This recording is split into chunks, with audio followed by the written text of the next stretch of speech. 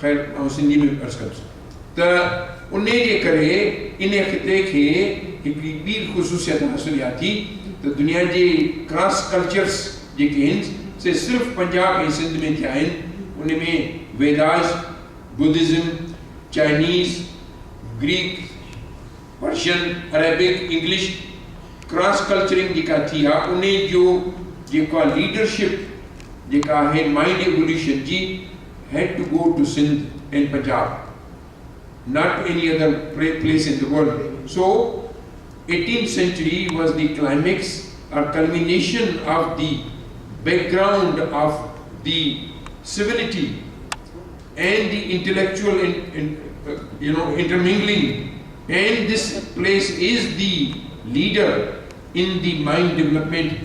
Yes, industrial mechanical developments did happen in the rest of the world, but we claim that our place, which is the Indus civilization, right from the Karachi up to the K2, that is the place which is superior and the leadership in the mind development.